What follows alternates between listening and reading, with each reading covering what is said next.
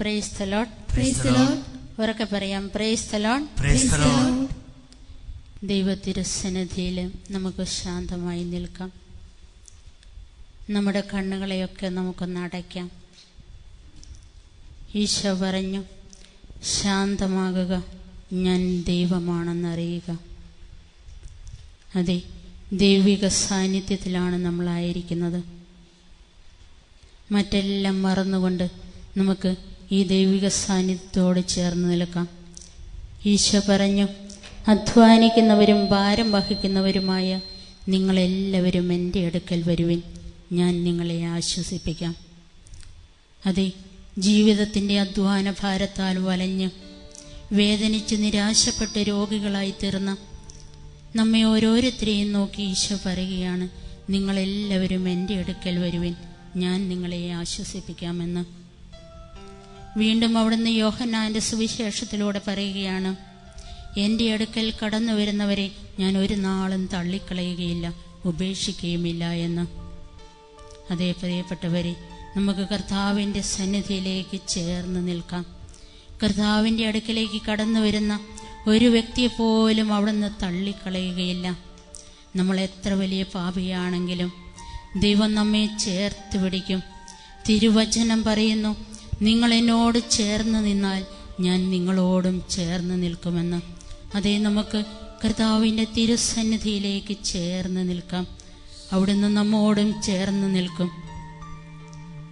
തിരുവചനം പറയുന്നു, സ്വർഗം എൻ്റെ സിംഹാസനം, ഭൂമി എൻ്റെ പാദപീഠം.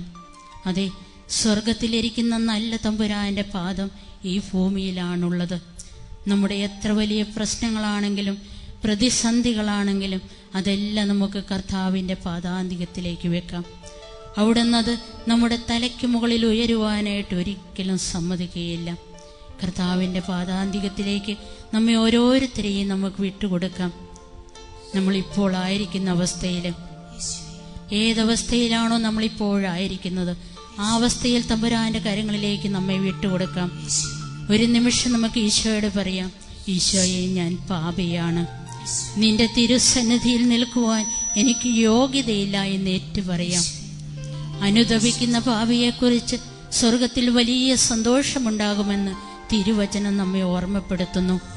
99 നീതിമാന്മാരെക്കാൾ അധികമായി അനുതപിക്കുന്ന ഒരു പാപിയെക്കുറിച്ച് സ്വർഗം സന്തോഷിക്കുന്നു. അതേ പ്രിയപ്പെട്ടവരെ, നമ്മുടെ പാപങ്ങൾ നമുക്ക് കർത്താവിൻ്റെ തിരുസന്നിധിയിൽ എടുത്തു വയ്ക്കാം. നമ്മൾ അറിഞ്ഞും അറിയാതെയും ചെയ്ത എല്ലാ പാപങ്ങളും നമ്മുടെ കണ്ണുകൾ മുറുക്കി അടച്ചുകൊണ്ട് മറ്റൊന്നും ശ്രദ്ധിക്കാതെ ഏതെല്ലാം മേഖലയിലാണ് എനിക്ക് തെറ്റുപറ്റിയത് ഒരു നിമിഷം ചിന്തിച്ചു നോക്കുക. വിചാരത്താലും വാക്കാലും പ്രവൃത്തിയാലും ഉപേക്ഷയാലും ചെയ്ത എല്ലാ പാപങ്ങളും കർത്താവിൻ്റെ തിരുസന്നിധിയിലേക്ക് നമുക്ക് കൊടുക്കാം. 10,000 മടങ്ങ് സൂര്യനേക്കാൾ ശോഭയുള്ള കർത്താവിൻ്റെ കണ്ണുകൾ സദാസമയം നമ്മെ കണ്ടുകൊണ്ടാണ് ഇരിക്കുന്നത്. അവിടുത്തെ ആ കണ്ണുകളുടെ മുമ്പിൽ നിന്നൊന്നും മറഞ്ഞിരിക്കുകയില്ല. നമുക്ക് ഓർക്കാം, ദൈവം എന്നെ കണ്ടുകൊണ്ടാണ് ഇരിക്കുന്നത്. എങ്കിലും ഞാൻ ഏറ്റുപറയുമ്പോൾ അവിടുന്ന് എൻ്റെ പാപങ്ങളെല്ലാം മായ്ച്ചു കളയും. രക്താംബരം പോലെ ചുമന്ന നിന്റെ പാപങ്ങളെ തൂമഞ്ഞു പോലെ വെളുപ്പിക്കുമെന്ന് ഈശോ പറയുന്നു. അതേ പ്രിയപ്പെട്ടവരെ, നമ്മുടെ പാപങ്ങൾ കർത്താവിൻ്റെ തിരുസന്നിധിയിൽ ഏറ്റുപറയാം. അനുതാപത്തോടുകൂടി, വേദനയോടുകൂടി നമുക്ക് പറയാം, ദൈവമേ, ഞാൻ പാപിയാണ്. നുറുങ്ങിയ ഹൃദയത്തെ ദൈവം നിരസിക്കുകയില്ല. അനുതാപ കണ്ണുനീരോടുകൂടി, നുറുങ്ങിയ ഹൃദയത്തോടുകൂടി നമുക്ക് കർത്താവിൻ്റെ തിരുസന്നിധിയിൽ ഏറ്റുപറഞ്ഞുകൊണ്ട് നമ്മുടെ കരങ്ങൾ സ്വർഗത്തിലേക്ക് ഉയർത്താം. നമുക്ക് സ്വതന്ത്രമായി അവിടുത്തെ സ്തുതിച്ച് ആരാധിക്കാം. എൻ്റെ തെറ്റുകളെ ഓർത്ത് മാപ്പ് പറഞ്ഞ് അവിടുത്തെ സ്തുതിക്കാം. ഹല്ലേലൂയ, ഹല്ലേലൂയ, ഹല്ലേലൂയ, ഹല്ലേലൂയ, ഹല്ലേലൂയ, ഹല്ലേലൂയ, ഹല്ലേലൂയ,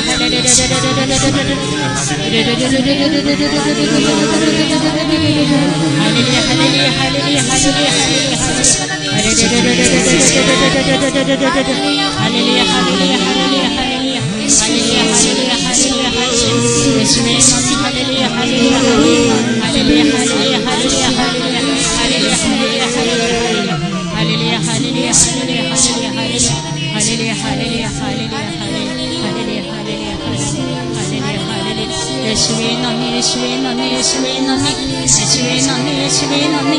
ഹല്ലേലൂയ, ഹല്ലേലൂയ, ഹല്ലേലൂയ. അനുതാപത്തോടെ പറയാം, ഹല്ലേലൂയ. കർത്താവേ കരുണയുണ്ടാകണമേ, ഈശോയെ കരുണയുണ്ടാകണമേ, ഭാവിയായി എന്നോട് കരുണയുണ്ടാകണമേ, യേശുവേ എന്നോട് കരുണയുണ്ടാകണമേ. ഹല്ലേലൂയ, ഹല്ലേലൂയ, ഹല്ലേലൂയ.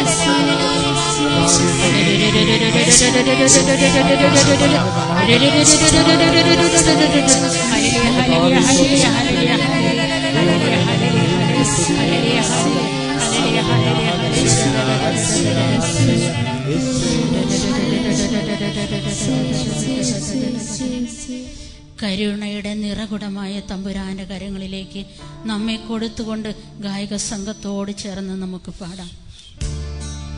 ഈശോ പറഞ്ഞു, ഉരുകിയ മനസ്സാണ് കർത്താവിന് സ്വീകാര്യമായ ബലി. അതേ പ്രിയപ്പെട്ടവരെ, ഹൃദയം നുറുങ്ങി ഈ ഗാനത്തോട് ചേർന്ന് അനുതാപത്തോടെ നമുക്ക് പാടാം.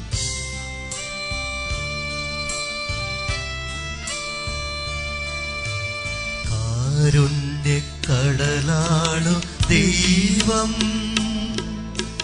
കരുണ തന്നുറവിടം ദൈവം, ഇപ്പോഴും എപ്പോഴും ഏതു നേരവും കരുണയൊഴുക്കുന്ന ദൈവം, ഇപ്പോഴും എപ്പോഴും ഏതു നേരവും കരുണയൊഴുക്കുന്ന ദൈവം. കാരുണ്യക്കടലാണു ദൈവം, കരുണ തന്നുറവിടം ദൈവം, ഇപ്പോഴും എപ്പോഴും ഏതു നേരവും കരുണയൊഴുക്കുന്ന ദൈവം, ഇപ്പോഴും എപ്പോഴും ഏതു നേരവും കരുണയൊഴുക്കുന്ന ദൈവം. ദൈവ തിരുസന്നിധിയിൽ നമുക്ക് എഴുന്നേറ്റ് നിൽക്കാം. ഇത് കർത്താവിൻ്റെ തിരുസന്നിധിയാണ്. ഇവിടെ നമുക്ക് എളിമയോടുകൂടി അവിടുത്തെ സന്നിധിയിൽ എഴുന്നേറ്റ് നിൽക്കാം. വിശുദ്ധ യാക്കോബ് ശ്ലീഹായിലൂടെ കർത്താവ് പറയുന്നു, നിങ്ങളുടെ ഇടയിൽ ദുരിതം അനുഭവിക്കുന്നവൻ കർത്താവിനോട് പ്രാർത്ഥിക്കട്ടെ എന്ന്. അതേ പ്രിയപ്പെട്ടവരെ, നിങ്ങളുടെ അധരങ്ങളിൽ പ്രാർത്ഥനയുണ്ടായിരിക്കട്ടെ, ഉള്ളിൻ്റെ ഉള്ളിൽ സ്തുതികളുണ്ടായിരിക്കട്ടെ. സ്തുതിക്കുന്ന നിമിഷങ്ങളിലാണ് നമ്മുടെ രോഗങ്ങൾ ഇല്ലാതാകുന്നത്. സ്തുതിക്കുന്ന നിമിഷങ്ങളിലാണ് നമ്മുടെ ബന്ധനങ്ങൾ ഇല്ലാതാകുന്നത്. സ്തുതിക്കുമ്പോഴാണ് നമ്മുടെ രോഗങ്ങൾ വിട്ടുപോകുന്നത്. ഉള്ളിൻ്റെ ഉള്ളിൽ നമുക്ക് സ്തുതിക്കാം, നമുക്ക് സ്തുതികളിലായിരിക്കാം. യാക്കോബ് ശ്ലീഹ പറയുകയാണ്, നിങ്ങളുടെ ഇടയിൽ ദുരിതം അനുഭവിക്കുന്നവൻ കർത്താവിനോട് പ്രാർത്ഥിക്കട്ടെ എന്നും.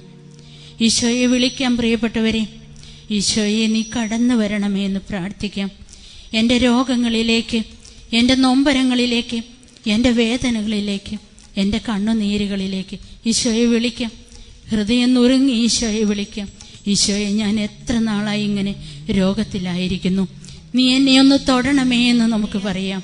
ഈശോയെ, നീ എന്നെ ഒന്ന് തൊടണമേ എന്ന് നമുക്ക് പറയാം. മറ്റാരെയും നിങ്ങൾ ശ്രദ്ധിക്കണ്ട.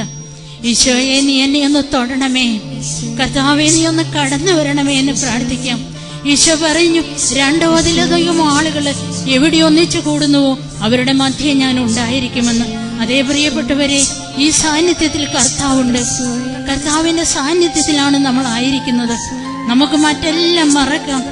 കർത്താവ് നമ്മളോടൊപ്പമുണ്ട്. നമ്മുടെ എല്ലാ ആവശ്യങ്ങളും അവിടുത്തെ തിരുസന്നിധിയിൽ എടുത്തു വെക്കാം. വീണ്ടും നമ്മുടെ കരങ്ങൾ സ്വർഗത്തിലേക്ക് ഉയർത്താം.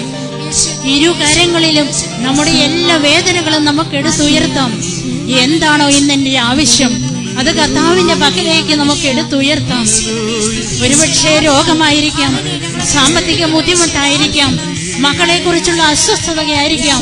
എന്തു തന്നെയാണെങ്കിലും, നാളിതുവരെ പ്രാർത്ഥിച്ചിട്ട് ഉത്തരം കിട്ടാത്ത എന്ത് കാര്യമാണെങ്കിലും, അസാധ്യ കാര്യങ്ങളുടെ ദൈവമാണ് ഇവിടെയുള്ളത്. യേശുവിത നമ്മോടൊപ്പമുണ്ട്. കർത്താവ് നമ്മുടെ ഒപ്പമുണ്ട്. മനസ്സുരുകി പ്രാർത്ഥിക്കട്ടെ, ഹൃദയം നുറുങ്ങി പ്രാർത്ഥിക്കട്ടെ. അതേ പ്രിയപ്പെട്ടവരെ, എല്ലാം മറന്ന് പ്രാർത്ഥിക്കാം, ഉറക്കെ പ്രാർത്ഥിക്കാം. ഹല്ലേലൂയ ഹല്ലേലൂയ ഹല്ലേലൂയ ഹല്ലേലൂയ ഹല്ലേലൂയ. യേശുവേ നന്ദി, യേശുവേ നന്ദി, യേശുവേ നന്ദി, യേശുവേ നന്ദി. ഹല്ലേലൂയ ഹല്ലേലൂയ ഹല്ലേലൂയ ഹല്ലേലൂയ ഹല്ലേലൂയ ഹല്ലേലൂയ ഹല്ലേലൂയ ഹല്ലേലൂയ ഹല്ലേലൂയ ഹല്ലേലൂയ ഹല്ലേലൂയ. ഭാഷാവരമുള്ളവൻ ഭാഷാവരത്തിൽ സ്തുതിക്കട്ടെ. ഹല്ലേലൂയ ഹല്ലേലൂയ ഹല്ലേലൂയ ഹല്ലേലൂയ ഹല്ലേലൂയ ഹല്ലേലൂയ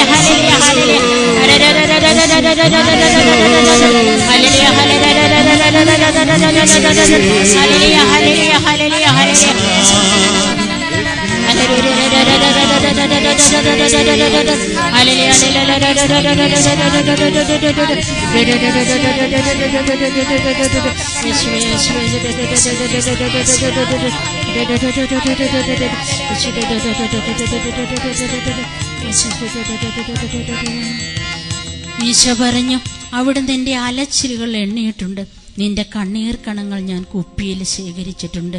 അതേ പ്രിയപ്പെട്ടവരെ, നമ്മൾ ഓർക്കും, ആരും എൻ്റെ വേദന കാണുന്നില്ല, ആരും എന്നെ ഒന്നും മനസ്സിലാക്കുന്നില്ല എന്ന് നമ്മൾ ഉള്ളിൻ്റെ ഉള്ളിൽ വേദനിക്കുന്നു. എന്നാൽ ഈശോ നമ്മുടെ വേദനകൾ കണ്ടുകൊണ്ടാണ് ഇരിക്കുന്നത്. അവിടുന്ന് പറഞ്ഞു, നിന്റെ അലച്ചിലുകൾ ഞാൻ എണ്ണിയിട്ടുണ്ട്, നിന്റെ കണ്ണീർ കണങ്ങൾ ഞാൻ കുപ്പിയിൽ ശേഖരിച്ചിട്ടുണ്ട്. അതേ പ്രിയപ്പെട്ടവരെ, ഈശോ നമ്മുടെ ഓരോ വേദനയും കണ്ടുകൊണ്ടാണ് ഇരിക്കുന്നത്. തക്ക സമയത്ത് അവിടുന്ന് നമുക്ക് മറുപടി തരും. അതുവരെ നമുക്ക് പ്രതീക്ഷയോടെ കാത്തിരിക്കാം. നമ്മുടെ എല്ലാ വേദനകളും കർത്താവിൻ്റെ പക്കലുണ്ട്. അവിടുന്ന് അത് കുപ്പിയിൽ ശേഖരിച്ചിട്ടുണ്ട്. ആരും കാണാതെ രാത്രികാലങ്ങളിൽ കരഞ്ഞു തീർത്ത വേദനകൾ ഈശോ ഈ നിമിഷം നമ്മെ സൗഖ്യപ്പെടുത്തും. അതാ ഈ നിമിഷം കർത്താവ് കടന്നു വരുന്ന നിമിഷമാണ്. ഈശോ പറഞ്ഞു, മകനെ, നിന്റെ കണ്ണുനീർ കണങ്ങൾ ഞാൻ കുപ്പിയിൽ ശേഖരിച്ചിട്ടുണ്ട്. ഗായക സംഘം പാടുമ്പോൾ നമുക്കത് ചേർന്ന് പാടാം. ഈശോ നമ്മുടെ കണ്ണുനീരൊപ്പുന്ന നിമിഷമാണിത്. മകനെ, നിൻമിഴിനീ ഈ കുപ്പിയിൽ ശേഖരിച്ചു. മകനെ, നിൻ വ്യഥകൾ ഞാൻ ഹൃദയത്തിൽ സ്വീകരിച്ചു. അതേ കർത്താവ് കാണുന്നു.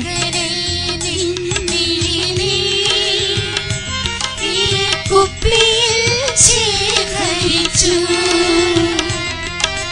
മകളെ, നിൻ വേദകൾ ഞാൻ ഹൃദയത്തിൽ സ്വീകരിച്ചു. നിന്റെ കണ്ണീരെന്നും തുടയ്ക്കാം, നിന്റെ വേദകൾ മുഴുവൻ അകറ്റാം. നിന്റെ കണ്ണീരെന്നും തുടയ്ക്കാം, നിന്റെ വേദകൾ മുഴുവൻ അകറ്റാം. മകനെ, നിന്നിലെ നീ കുപ്പിയിൽ ശേഖരിച്ചു.